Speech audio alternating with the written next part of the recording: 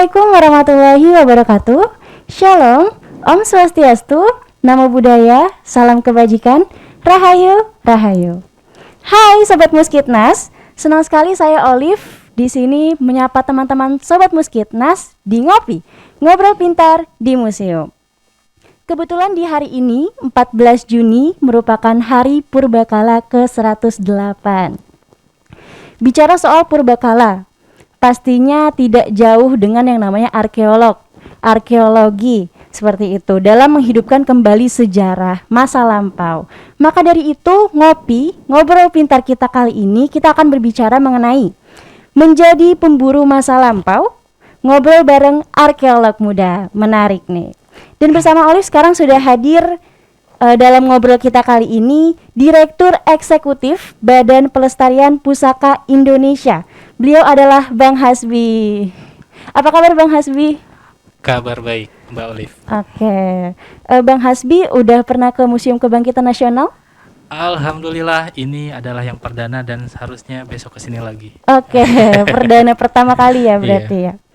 Oke, Bang Hasbi kita mungkin boleh masuk ke dalam obrolan kita kali ini. Mungkin Sobat Muskitnas banyak yang belum tahu nih Bang mengenai arkeolog itu apa sih? Apakah arkeolog itu mencari fosil-fosil atau kembali mengubur fosil-fosil atau mungkin berburu harta karun seperti yang biasa di film-film kita tonton begitu Pak. Jadi arkeolog itu seperti apa sebenarnya? Nah, sebelumnya mungkin saya ingin menyapa terlebih dahulu kawan-kawan di YouTube. Selamat Hari Purbakala Nasional. Dan Assalamualaikum warahmatullahi wabarakatuh. Om Swastiastu, Namo Buddhaya, Salam Kebajikan, Rahayu, Rahayu, Rahayu, dan Salam Lestari. Nah, menanggapi pertanyaan dari Mbak Olive nih, apa sebetulnya arkeolog dan arkeologi? Nah, saya ingin kembali bertanya sebetulnya itu tuh. Kalau menurut Mbak Olive, ketika mendengar kata arkeologi atau arkeolog, apa satu kata yang terpikir dalam kepala Mbak Olive? Oke, saya jadi balik ditanya nih. Kalau menurut saya arkeologi itu artefak gitu. Satu kata menurut saya mengenai arkeologi itu artefak. Arkeologi itu artefak. Nah, betul sekali sebetulnya. Tidak salah juga. Oh iya. Jadi kalau tadi pertanyaannya itu apa itu arkeolog? Tidak akan terpisah dengan kata atau ilmu yang namanya dengan arkeologi. Nah, apa itu arkeologi? Kalau kita mengupas kata arkeologi sebetulnya itu berasal dari bahasa Yunani, arkeos dan logos. Mungkin dari kawan-kawan semua yang menonton di YouTube maupun Mbak Olive pasti tahu dengan kata logos ya, ilmu. Nah, lalu apa arkeos? Arkeos itu adalah kuno. Jadi secara bahasa arkeologi itu adalah ilmu yang mempelajari purbakala atau kuno. Nah, kalau kita jabarkan lebih luas secara terminologi, gitu, arkeologi ini adalah ilmu yang mempelajari tinggalan-tinggalan masa lalu, kebudayaan tinggalan masa lalu, seperti itu. Nah, tidak hanya itu, jadi arkeologi pun merekonstruksi kebudayaan masa lalu, baik cara kehidupannya maupun perubahan-perubahan yang terjadi pada masa tersebut, kayak gitu. Jadi kata kunci ketika ditanya apa arkeologi, arkeologi adalah ilmu yang mempelajari mengenai kebudayaan masa lalu atau merekonstruksi kebudayaan masa lalu. Itu mungkin Mbak Olive. Lalu tadi sebetulnya pertanyaannya itu adalah apa itu arkeolog? Nah, arkeolog otomatis adalah seorang ahli yang berbicara atau memiliki latar belakang arkeologi, keilmuan arkeologi, seperti itu. Oke, sudah dijelaskan sangat jelas begitu ya mengenai arkeologi dan seorang arkeolog begitu. Jadi tujuan arkeolog itu kan mengungkap masa lalu seperti itu. Betul. Ya Bang Hasbi. Lalu apa bedanya arkeolog dengan sejarawan begitu Bang? Nah, ini seringkali menjadi pertanyaan oleh banyak orang di luar sana. Apa sih banyak? Bang Hasbi, apa sih perbedaannya arkeolog dan juga sejarawan? Nah, kalau sejarawan sebetulnya itu perbedaan mendasarnya itu adalah dari objek yang digunakannya. Ya, kalau sejarawan itu tuh objek yang digunakannya itu adalah tulisan.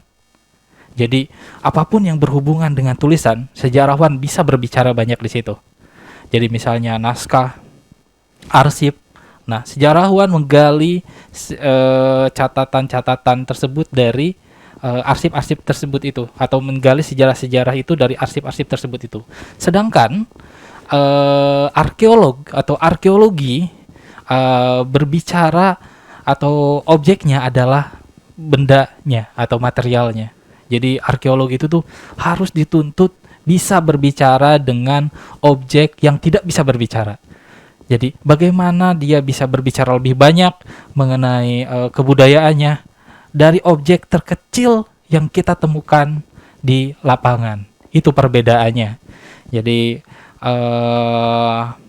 sekarang mungkin sudah jelas ya perbedaan antara sejarawan atau sejarah dengan arkeologi, seperti itu. Oke, jadi seperti itu ya perbedaan antara arkeolog dan sejarawan. Kemudian saya penasaran nih, Bang. Mungkin sahabat Muskitnas di sini juga penasaran gitu mengenai bagaimana sih cara seorang arkeolog itu merekonstruksi masa lalu hanya dengan sebuah benda ataupun artefak gitu. Kok bisa gitu? Cara merekonstruksinya itu seperti apa, Bang?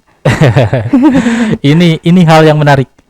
Dulu saya ketika sebelum masuk ke arkeologi, saya melihat ini arkeologi ini tuh ilmu ngasal. Dulu seperti itu. Kebetulan kakek saya itu adalah seorang paleoantropolog kayak gitu. Beliau mengidentifikasi, mohon maaf, kotoran dari hidung itu tuh bisa mengidentifikasi ini manusia siapa apa. Waktu itu saya, wah, masa iya seperti itu. Nah, kemudian setelah masuk dunia arkeologi, ternyata dalam arkeologi memiliki metodologi untuk mengungkap masa lalu tersebut. Nah, kalau saya gambarkan secara garis besar, setidaknya ada 3 tahap utama dalam merekonstruksi tinggalan-tinggalan arkeologis tersebut. Yang pertama adalah pengumpulan data. Nah, pengumpulan datanya itu seperti apa sih? Pengumpulan datanya itu tuh bisa dilakukan dengan cara pertama adalah survei terlebih dahulu. Survei ke lapangan, survei permukaan, jadi jalan-jalan ria seperti itu. Nah, bisa juga setelah itu dilakukan studi literatur. Nah, tadi mungkin saya menyampaikan apa perbedaannya arkeolog dan sejarawan. Sejarawan mengkaji dari sumbernya adalah tulisan.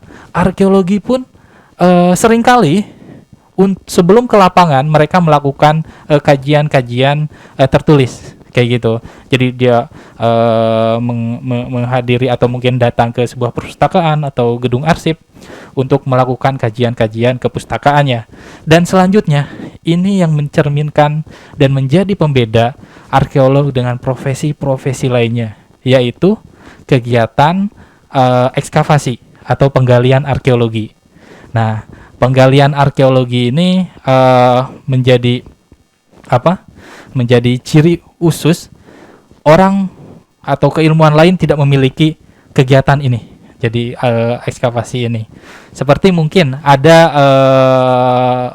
foto beberapa bulan yang lalu saya melakukan penggalian atau tim kami melakukan penggalian di situs Kumitir yang mana di kota Trowulan atau mungkin kota lama Majapahit, dipercaya sebagai kota lama Majapahit. Nah, di situs ini kita melakukan penggalian arkeologis. Nah, penggalian arkeologis itu tidak asal menggali, ya. Sebelum kita menggali suatu permukaan tanah, kita harus mengidentifikasi terlebih dahulu temuan-temuan permukaan. Itu harus kita identifikasi juga. Jadi kita harus melakukan pendataan permukaan dari apa yang ditemukan di sana, kandungan apa yang ada di sana. Nah, itu baru sebagai objek yang kecil. Belum lagi kita berbicara objek yang besar atau kawasan.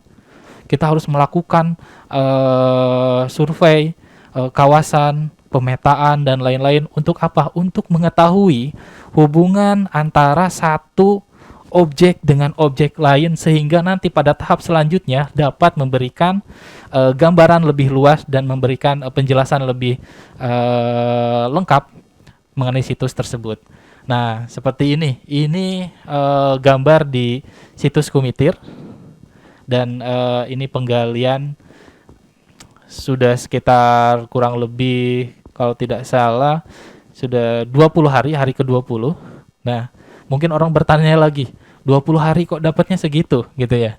Nah, dalam penggalian arkeologi, lagi-lagi saya tekankan, penggalian arkeologi itu tidak seperti menggali kubur. Ada metodologisnya.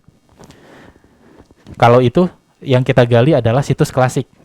Biasanya dalam situs-situs klasik itu penggalian itu tuh menggunakan sistem lot atau speed. Jadi kedalaman. Jadi setiap kedalaman 20 cm misalnya itu dilakukan berhenti terlebih dahulu, dilakukan record atau perekaman data permukaan di 20 cm itu apa, baik dari stratigrafinya. Kalau misalnya kita melihat foto itu, mungkin kita bisa melihat perbedaan struktur tanahnya tersebut. Struktur tanah tersebut adalah struktur budaya. Kayak gitu. Nah, ini pun sebetulnya pelajaran struktur budaya ini bukan murni dari arkeologi. Ini berkembang dari tahun 1900-an atau abad 20-an kayak gitu. Ada salah satu ilmuwan yang mencetuskan mengenai stratigrafi ini, lalu digunakan dalam bidang arkeologi sebagai salah satu analisis untuk mengetahui struktur budaya. Seperti itu. Oke, jadi memang seorang arkeolog itu merekonstruksi suatu benda ataupun artefak itu melalui proses yang sangat panjang ya Bang Hasbi. Betul sekali. Nah, tidak berhenti di situ Mbak Olive sebetulnya itu. Setelah kita mengumpulkan data, kita akan melewati fase selanjutnya, yaitu mengolah data.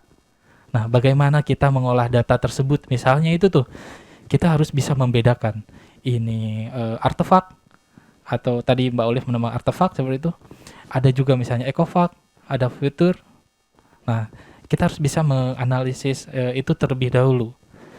Dan juga mendata lebih baik sehingga lebih rapih ketika nanti di tahap analisisnya. Nah, biasanya di tahap analisis ini agak panjang dan agak rumit.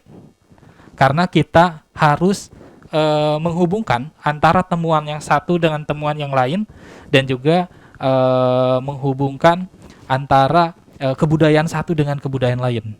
Nah, ini menjadi pengetahuan lebih lanjut di dalam arkeologi. Jadi menjadi arkeolog tidak hanya berburu, tapi harus memiliki pengetahuan dasar mengenai situs tersebut.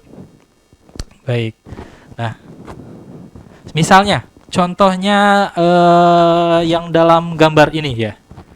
Nah, dalam gambar ini mungkin awam akan, nah saya tanya dulu deh sebelumnya dengan Mbak Olive. Kira-kira Mbak Olive ini, kalau Mbak Olive secara sekilas itu apa Mbak Olive? Kok seperti sendok ya? Seperti sendok ya? Ya, apa tulang ya? Oke, seperti sendok atau tulang gitu ya? Batu. Nah, arkeolog pun cara menganalisisnya seperti itu. Ada beberapa tahap ketika kita melihat sebuah objek, ya, sebuah objek itu tuh. Yang pertama adalah kita harus mengenali terlebih dahulu ini tuh bentuknya apa, ya. Bentuknya, kalau tadi Mbak Olive menyampaikan ini bentuknya sendok, betul, ini sendok. Setelah kita tahu nih, wah ini bentuknya sendok. Selanjutnya fungsinya apa? Fungsinya setelah, oh ya sendok bisa untuk makan. Bisa untuk ya makan sup, makan biasa seperti itu. Dan setelah itu kita lihat lebih jauh lagi bahannya apa. Nah, kalau dari Mbak Olive melihat dari sini, kira-kira bahannya apa? Bahannya batu alam. Batu alam. Nah, kalau saya menilai ini bahannya adalah porselin atau keramik gitu ya. Lebih umumnya orang menyampaikan itu. Keramik. Nah, ini seperti keramik. Kita sudah mendapatkan dua data. Yang pertama tadi kita mengetahui ini bentuknya apa, ya. Lalu mengetahui fungsinya apa dan juga bahannya apa. 3 data bahkan. Kayak gitu. Dan selanjutnya kita bisa melihat lebih lanjut nih, Mbak, mengenai kita sudah melihat mempunyai data-data tersebut. Lalu mengapa dia ada di situ dan dari mana dia asalnya? Kita harus bisa mendeskripsikan, menceritakan tentang itu. Nah, arkeolog tuh berbicara seperti itu. Kalau saya melihat misalnya fragmen sebut saja itu sendok gitu ya. Sebut itu sendok, fragmen sendok tersebut hanya ditemukan misalnya yang sebelah kanannya saja atau sebelah kiri dari saya. Sebelah itu. Orang nggak bakalan tahu langsung itu apakah sendok atau bukan. Betul? Iya, betul. Ya, orang nggak bakalan tahu. Tapi ketika seorang arkeolog yang belajar salah satu sub dari arkeologi namanya kramologi akan mengetahui, itu bagian dari sendok. Ada juga bagian dari mangkok, kayak gitu. Atau mungkin bagian dari guci. Ketika melihat lempengnya dan melihat, apalagi ketika kita menemukan ujungnya, itu sangat mudah sekali untuk menganalisis apa itu bentuknya. Nah, selanjutnya tadi sudah bentuk, fungsi dan juga bahan. Nah, sekarang kita berbicara tentang ornamen. Nah, ornamen ini menjadi penting juga, atau warnanya. Nah, kalau dari warnanya ini, kalau dari Mbak, menurut Mbak ini warna apa nih? Warna biru. Warna biru saja ya? Iya. Nah, warna biru saja. Padahal sebetulnya di situ kalau kita berbicara atau melihat lebih dalam lagi, sayangnya kita tidak bisa memegang itu ya bendanya. Tapi dari foto yang ditampilkan itu memperlihatkan bahwasanya benda ini adalah keramik yang fungsinya untuk makan. Dan dari masa apa gitu ya, dari masa apa. Untuk mengetahui masanya itu tuh kita harus melihat karakteristik dari keramik itu. Misalnya ini keramik di Indonesia ini tuh datang dari mana ya, asal muasalnya. Nah, keramik di Indonesia ini asal muasalnya dari kebanyakan dari Cina. Ada dari Cina, ada dari Vietnam, ada dari Thailand, bahkan dari barat, dari Eropa. Kayak gitu, keramik-keramik ini. Tapi apakah tipologi atau mungkin karakteristik yang ada dalam keramik ini tuh masuk ke negara-negara tersebut? Tentunya iya. Lebih banyak di Indonesia ditemukan, kalau kita melihat sejarah, lebih banyak ditemukan keramik-keramik dari Cina. Nah, Cina ini dan dinasti-dinasti besarnya itu tuh setidaknya itu ada 6 kayak gitu. Han, Tang, Sung, Yuan, Ming, Qing. Nah, kalau melihat langsung spesifik ke gambarnya, warnanya biru, porselin biru. Wah, ini otomatis ini keramik ini tidak diproduksi sebelum abad ke-14. Karena pada dasarnya keramik-keramik dengan seperti ini biasanya atau awal mulanya itu tuh bermula dari awal abad ke-14. Nah, berarti dinasti-dinasti sebelumnya Han Tang kita gugurkan gitu ya. Nah, lalu ini berarti tinggal sisa Yuan Ming Qing gitu ya. Han Tang Sung, Yuan Ming Qing gitu. Nah, ada sekitar 3 dinasti terakhir yang tersiksa untuk si porselin ini kayak gitu. Lalu apa ini yang kira-kira dinasti apa saja yang mengeluarkan gaya atau warna dari karakteristik si keramik ini? Nah, ada 2 secara umum yang mengeluarkan ini. Yang pertama adalah Yung, dinasti Yung, dan juga dinasti terakhir atau Qing gitu ya. Nah, kemudian mengerucut lagi analisisnya itu tuh. Oke, mereka sama-sama memiliki warna biru seperti ini. Tapi biru seperti apa karakteristik dari Yung? Biru seperti apa karakteristik dari Qing? Kalau kita melihat lebih detail lagi, saya meyakini mungkin ini adalah tinggalan atau fragmen artefak dari dinasti Qing. Kenapa? Karena dari warnanya terlihat lebih cerah. Jadi perbedaannya birunya itu tuh kalau Yung itu tuh lebih pudar kayak gitu. Nah, itu yang menjadi perbandingan. Jadi kita harus mengetahui dulu karakteristik dari keramik-keramik dikeluarkan pada dinasti-dinasti tersebut. Nah, jadi untuk jawaban analisis dari artefak ini yaitu dari dinasti Qing kayak gitu. Seperti itu. Oke, luar biasa Bang Hasbi. Jadi dari sebuah benda artefak ini kita analisis tadi ya, dari mulai bentuknya seperti apa, fungsinya bagaimana, lalu warnanya ya, sampai dinasti pun kita analisis itu dinasti apa gitu ya Bang Hasbi. Betul sekali. Mungkin ada gambar lain atau foto lain? Iya. Tidak ada ya? Baik. Nah, itulah yang kita perlu perhatikan. Nah, jadi tidak sembarangan sebetulnya menjadi seorang arkeolog, harus memiliki atau mempunyai kemampuan dalam melihat benda tersebut, dan juga tidak hanya bendanya. Ketika misalnya bendanya tersebut kita misalnya mentok nih, kita menemukan sebuah, anggap kata sebuah botol seperti itu. Botol ini dari masa apa nih kayak gitu. Nah, kita bentuk, oke, kita mentok, ini tidak tahu. Konteks keruangan itu menjadi poin penting dalam menganalisis benda tersebut juga. Semisalnya, dalam suatu kotak galian, ya, kita menemukan botol, misalnya kita menemukan botol Sprite gitu, anggap saja seperti itu. Sprite, ada botol lain-lain mungkin. Setelah kita lihat, oke, botol plastik ini ditemukan pada masa apa, mulai diproduksi pada kapan, kayak gitu.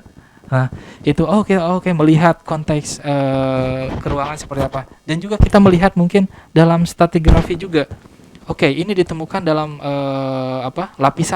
lapisan budaya, misalnya di tanah lempung, misalnya kayak gitu.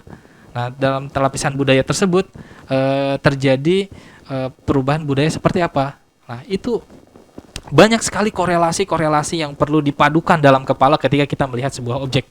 Jadi tidak bisa hanya melihat objek tunggal saja ketika kita tidak bisa menjawab itu apa, bahkan sampai hubungan dengan kebudayaan lainnya, seperti itu. Oke, jadi itu tadi cara untuk merekonstruksi suatu benda ataupun artefak gitu. Nah, kalau sejarawan itu kan tadi Bang Hasbi sempat singgung gitu. Sejarawan itu bisa tahu kapan sebuah peristiwa dari bukti tertulis gitu. Bagaimana dengan arkeolog? Bagaimana cara arkeolog bisa tahu kapan sebuah peristiwa itu terjadi gitu, Bang? Sementara mungkin belum ada catatan tertulis pada waktu itu. Nah, baik.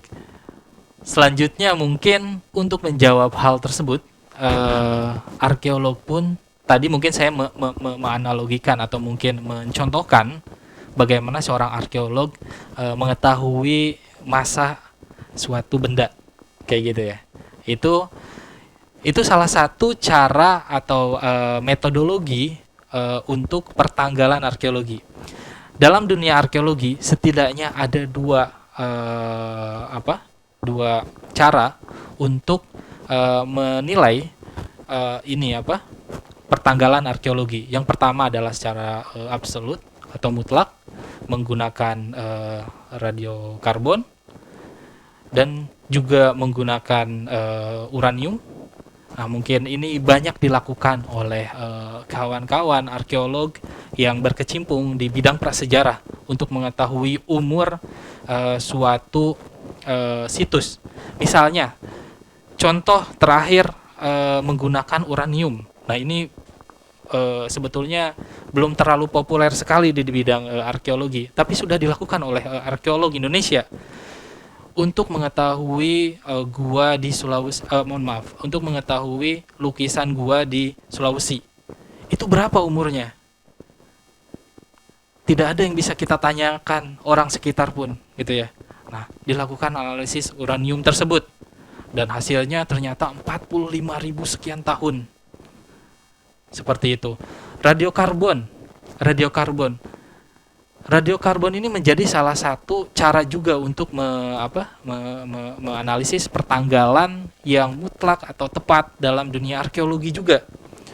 Prinsipnya, radiokarbon ini adalah menghitung sisa-sisa karbon setelah kita atau setelah jasad tersebut selesai atau meninggal, kayak gitu. Jadi dihitung berapa lama jasad tersebut telah tersimpan di situ.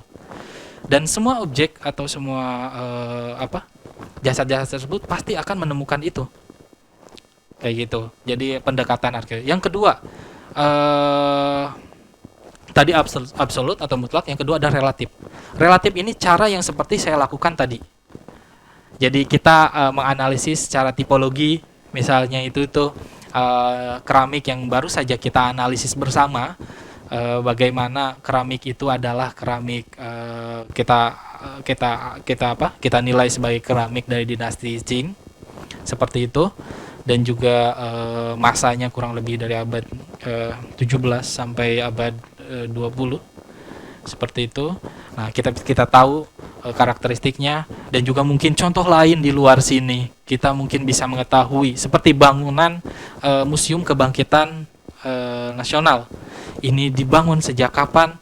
Kita bisa menilai dari tipologi arsitekturnya, kayak gitu. Atau mungkin dalam masa klasik Hindu Buddha Indonesia, kita bisa menilai apakah candi itu adalah candi Buddha, apakah itu candi Hindu secara umum, dan juga bahkan kita bisa menilai gaya-gaya seni dan juga gaya-gaya arsitektur yang terdapat dalam candi itu mewakili masa apa, kayak gitu. Nah, itu secara tipologi. Jadi secara singkat mungkin saya ulang, ada dua, yaitu secara absolut dengan radiokarbon dan mungkin saat ini adalah uranium itu, dan masih banyak lagi sebetulnya. Dan yang kedua adalah secara relatif, yaitu menggunakan analisis tipologi atau mungkin analisis lingkungan, kayak gitu. Itu menjadi salah satu ini juga cara untuk menganalisis dating tersebut atau pertanggalan dalam arkeologi. Oke, Bang Hasbi, tetapi untuk mendapatkan artefak itu kan nggak mungkin secara langsung gitu ya. Ya. Lalu bagaimana cara seorang arkeolog itu menemukan artefak gitu? Nah, bagaimana cara orang arkeologi itu menemukan artefak? Seperti saya sampaikan di awal tadi, ada tahapan-tahapan arkeologi untuk mendapatkan sebuah data, yaitu salah satu yang paling utamanya adalah melakukan penggalian, atau dalam istilah arkeologi adalah ekskavasi. Nah, ketika kita melakukan ekskavasi dalam suatu ruang galian, itu kita harus benar-benar bertanggung jawab dalam menggalinya. Jadi tidak hanya langsung menggali blok-blok itu, enggak.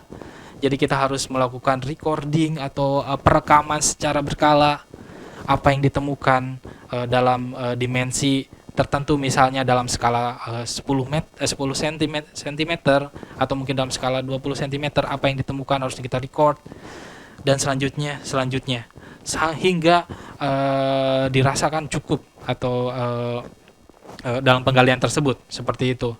Nah, itulah yang dilakukan oleh para arkeolog, ya. Jadi kegiatan di lapangan itu tuh mempengaruhi hasil yang akan didapatkan. Jadi benar-benar ketika pengumpulan data itu tuh harus dilakukan dengan baik, diolah dengan baik, sehingga nantinya dalam tahap analisis atau tahap lanjutan kita mendapatkan gambaran yang lebih luas, dan kita dapat bercerita merekonstruksi sejarah masa lalu itu seperti apa di tempat tersebut, misalnya seperti itu. Oke, Bang Hasbi, nah kemudian jika suatu benda atau artefak itu sudah dianalisis begitu, apakah akan disimpan atau dibuang begitu saja, ataukah dikembalikan lagi, atau seperti apa, Bang Hasbi? Nah, ini pertanyaan menarik dan menjadi isu yang sebetulnya itu luar biasa juga. Jadi setelah artefak atau mungkin temuan-temuan arkeologis, kita sebutnya seperti itu ya. Temuan-temuan arkeologis itu ditemukan lalu dikemanakan. Nah, bisa temuan-temuan arkeologis itu secara umumnya di Indonesia ini atau secara umum di dunia ini ada dua cara sebetulnya. Untuk jalur pendidikan, misalnya dititipkan ke museum untuk dikonservasi. Lalu yang kedua adalah dilakukan penelitian lebih lanjut. Jadi disimpan di storage laboratorium untuk penelitian lebih lanjut seperti itu. Nah, seperti mungkin apa yang ditemukan saya di gambar para kawan-kawan semua di sini. Ini mungkin kawan-kawan ketika melihat ini apa yang dipikirkan? Ini saya sedang menggali tanah dan entah apa itu yang sedang digali kayak gitu. Itu yang kami temukan adalah tulang dari manusia atau kepala manusia kayak gitu. Itu menggunakan kepala manusia dan juga itu kita angkat biasanya. Kalau misalnya memungkinkan kita angkat, kita penuh kehati-hatian sekali dalam menggali tersebut. Nah, itu kita bisa diberikan ke museum, bisa diberikan ke mungkin sekarang tuh ada badan Balai Pelestarian Cagar Budaya, bisa mereka yang mengelola untuk nantinya mereka analisis dan melakukan penelitian lebih lanjut kayak gitu. Tapi selain itu benda-benda arkeologis juga memiliki nilai lain atau nilai tambah lain, Mbak Olive. Seperti misalnya itu tuh untuk alat diplomasi. Nah, mungkin Mbak Olive bertanya-tanya nih, apa yang dimaksud dengan kok bisa benda arkeologi atau mungkin bangunan arkeologi atau kawasan arkeologi menjadi sebuah alat diplomasi? Saya mempunyai cerita nih tentang ini. 2 tahun yang lalu, ketika saya masih di UNESCO, saya mendapatkan banyak sekali surat. Jadi waktu itu saya membantu delegasi Indonesia untuk menggolkan atau mungkin menjadikan warisan dunia Ombilin Sawah Lunto, dan saat itu dilakukan diplomasi dengan berbagai negara atau mencari dukungan dengan berbagai negara. Alhamdulillah waktu itu saya terlibat aktif dalam hal tersebut, dalam penyusunan dokumen, dalam penyusunan pertemuan dengan para ambasador atau duta besar tersebut. Saya melihat ada satu poin di mana arkeolog tidak hanya berbicara tentang eksplorasi, penggalian, dan konservasi menjaga, tapi juga berbicara tentang masa depan dan berbicara tentang kesejahteraan. Kayak gitu. Nah,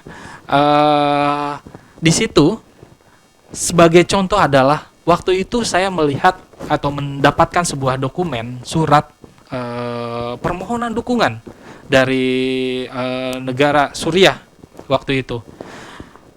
Suriah meminta dukungan kepada Indonesia untuk mendapatkan dukungannya dalam World Heritage Committee. Yang saat itu keadaan Suriah kita tahu bersama, konflik terjadi di mana-mana, perang terjadi di mana-mana pada saat itu gitu ya. Nah, di satu sisi mereka kebingungan bagaimana caranya menjaga pusaka budaya yang ada di kawasan mereka. Salah satunya adalah Saint City of Aleppo. Waktu itu Aleppo berita gempar-gemparnya ya, diserang macam-macam lah kayak gitu. Nah, pemerintah Suriah meminta dukungan internasional untuk menjaga warisan atau mungkin pusaka budaya yang ada di kawasan mereka untuk dijaga bersama kayak gitu. Nah, di sini terjadi diplomasi budaya, diplomasi keamanan. Objeknya apa? Objeknya benda atau bangunan atau kawasan arkeologi kayak gitu. Ini yang mungkin kita terkadang belum berpikir terlebih dahulu. Indonesia pun bisa berbicara seperti itu, Mbak Olive. Kita bisa banyak sekali berbicara tentang diplomasi budaya ini yang menurut saya harus diisi oleh para arkeolog terbaik, sehingga kepentingan negara yang lebih besar bisa terbantu untuk kesuksesannya. Seperti mungkin yang dalam foto ini, saya diminta, ini tepatnya adalah tiba-tiba diminta berbicara di depan asisten direktur culture UNESCO. Saat itu berbicara tentang ekonomi kreatif di Indonesia. Nah, kita kadang menafikan nih Mbak Olive, ekonomi kreatif di Indonesia ya kadang terlihat so-so gitu atau gitu-gitu aja gitu ya kita. Padahal ekonomi kreatif di Indonesia ini tuh dijadikan role model untuk negara-negara lain. Jadi Indonesia itu tuh kedepannya itu akan menjadi role model dalam mengelola Badan Ekonomi Kreatif Indonesia, yang mana di sana batik menjadi salah satu komponen penting dalam meningkatkan devisa negara. Seperti tahun lalu, beberapa tahun, bahkan 4 tahun belakangan inilah, batik menjadi salah satu komponen devisa negara terbesar di bidang kebudayaan di Indonesia. Itu diplomasi budaya kita bisa lakukan dengan berbagai negara. Itu mungkin sebagai salah satu contoh yang kita bisa lakukan, dan kita coba, atau mungkin saya ingin mencoba untuk memperluas cara pandang arkeologi atau arkeologi. Jadi untuk menjadi arkeologi kita bisa melakukan banyak hal.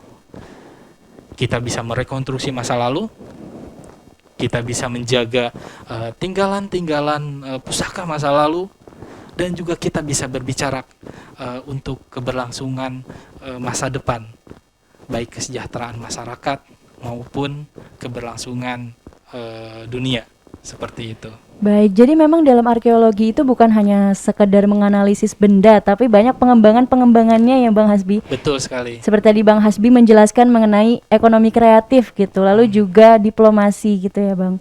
Wah, luar biasa nih Bang Hasbi. Luar biasa menjadi pemburu masa lampau gitu seorang arkeolog. Mungkin ada yang lagi yang mau Bang Hasbi sampaikan? Mungkin terakhir, jangan pernah takut. Untuk adik-adik mungkin yang ada di rumah, dan para pemirsa semuanya yang mungkin masih bingung nih untuk menjadi profesi apa yang akan dituju. Nah, saya ingin mengatakan jangan pernah takut untuk memilih menjadi seorang arkeolog. Menjadi seorang arkeolog di Indonesia ini sangat luas sekali. Lapangan kita sangat luas sekali. Kita bisa mengeksplorasi Indonesia yang sangat indah dan sangat kaya ini. Banyak sekali yang belum kita jamahi, banyak sekali yang belum kita